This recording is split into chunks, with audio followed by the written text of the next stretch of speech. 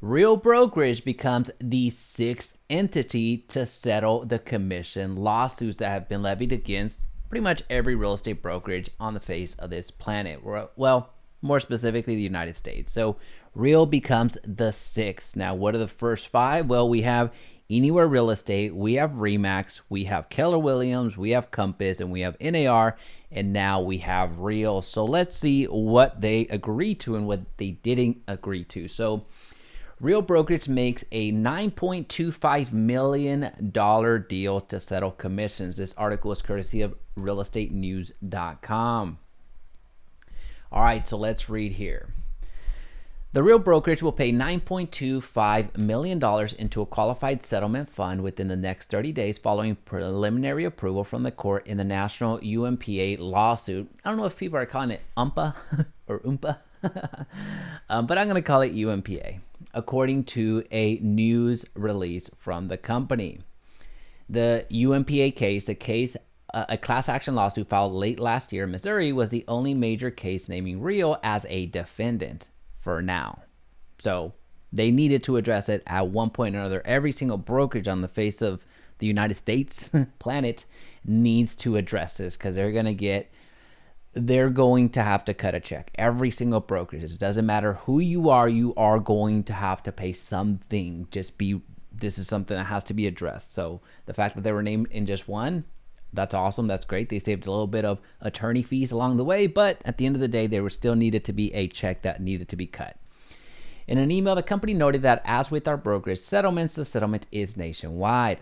With other brokerage settlements, the settlement is nationwide. It conclusively settles UMPA and releases Real from liability related to future lawsuits based on historical conduct, making similar allegations. So basically, this is a copycat lawsuit. So as a reminder, the previous entities, most of them, the 4 out of the 5 that have settled, with the exception of Compass, the previous 4, they were in the Sitzer Burnett case. So there was 5 entities in the Sitzer Burnett case to begin with, and 4 of those have settled. The Sitzer Burnett one, the sole entity still in the Sitzer Burnett case is Home Services of America. So this is another case, but they're all essentially alleging the same thing. You have Sitzer Burnett, you have Gibson, you have UMPA, you have other major brokerages out there. All right, so we chose to settle. This is the chairman and CEO of Real, by the way. We chose to settle this lawsuit to direct our energy to our agent community. We are committed to continuing to invest in our platform to provide our agents with the tools, training, and technology that need to deliver the best possible home buying and selling experience for their clients. At the end of the day, we want to ensure that clients receive the best possible guidance when making one of the biggest financial decisions of their lives.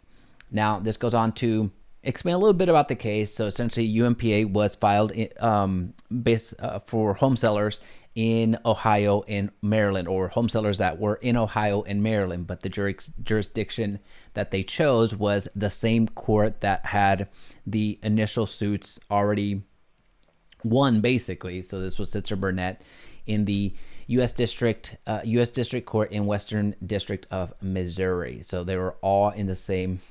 They're all with the exception of NAR. NAR has more in the Illinois district or district court in Illinois because that's where NAR happens to be. That's where they're in Chicago. All right, so let's see what actually changes.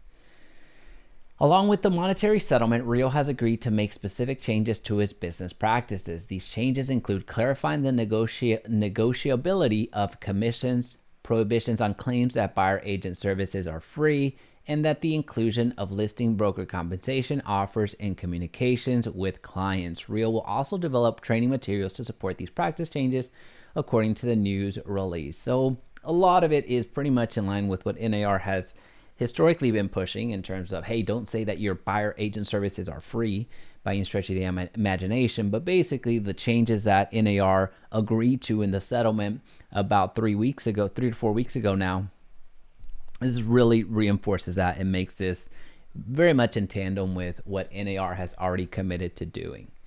Now, something I want to draw your attention to here is when NAR settled, they settled for themselves and they settled for basically themselves, and they settled for themselves and individual practitioners, individual real estate agents, but they did not settle for major brands.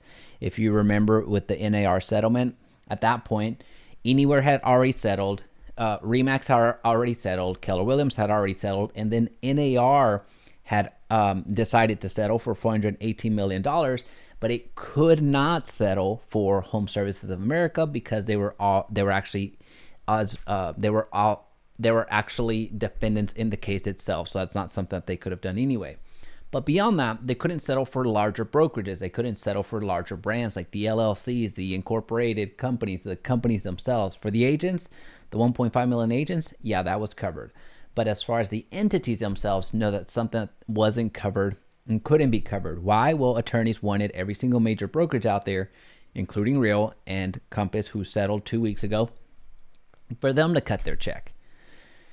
And that's what's happening right now. Now, I say that as a backdrop because NAR, again, when they settled, they cleared the slate for the individual agents. They agreed to a few things here and there, and then, continue to try to move forward and have all the implementation happen in July of 2024, the things that they agreed to change. Now, I say that because they did provide some avenues that other brokerages, major brokerages like EXP, like Weichert, like any other major Real including, they could have gone down another option. They could have gone down the path that NAR had laid out. And the formula that they gave out was with the sales volume of more, let me make sure. Here we go. Real is one of more than 90 brokerages not covered by NAR settlement. March 15th deal excluded brokerages, firms with more than $2 billion in transaction volume, but these companies could opt for a streamlined settlement path as outlined in the NAR agreement. So that streamlined settlement path is what I'm alluding to. They provided that.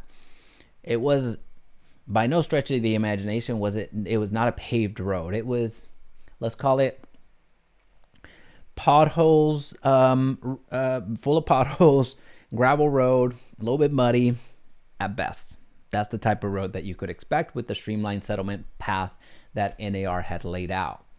Part of it was the plaintiffs being super aggressive. Part of it was NAR maybe just not doing the best possible job at that point in time. Who knows? But what I'm alluding to here is the important part. Had Real chosen that option, the company would have paid an amount equal to 0.0025 multiplied by the annual average total transaction volume over the most recent 4 calendar years, which may have exceeded the $9.25 million they agreed to pay in UMPA. A second option would be pursuing non-binding mitigation. So essentially they have the streamlined path, which would have this little formula applied to their transaction volume. And then another option would be pursuing non-binding mediation. Now, at that time, I mentioned that I don't foresee major brokerages like, again, Redfin, EXP, Weichert, Real, any major brokerage out here, the ones that are still remaining, I really don't see them applying this multiple. I don't necessarily see them taking the route that was laid out, this streamlined settlement path, because if you do the math on this, if you do that based off of the volume that Real has, they're actually paying more than what they were able to settle for here. So that's why I don't think that this particular streamlined settlement path is going to be a path that's going to be very well traveled. Are there going to be some entities that pursue it? Possibly. I just don't see a lot of them do that. So at this point, again, we're going to continue hearing these settlements. So NAR is the latest one. Compass, right before this, 2 weeks ago, Compass was the one that announced their settlement. And before that was NAR. Before that was Keller Williams. Keller Williams. Before that was Remax. And the first one was Anywhere that ended up settling. So expect more to happen. So again, the major ones that I keep talking about, Weichert, Redfin, EXP, all the major brokerages that you can think of right now, they will make headlines here in the following days. For my money, I thought EXP was going to beat out the rest of the individuals to go ahead and settle. But given that they now have new leadership, or EXP now has new leadership with Leo Pareja at the helm, I can expect him to settle this particular thing a little bit sooner rather than later. So my money is actually still on EXP being the next brokerage to settle. I used to think that Home Services was going to be the entity to settle, but they continue to battle. They continue to battle in all the litigation suits that they're named in. So I don't necessarily think that they're going to be the next ones to end up settling at this point. I think they're going to take it as close to the end as possible. I could be wrong because I have been plenty, but at this point, I would say that the next brokerage is going to be along the lines of Redfin. It's going to be along the lines of EXP.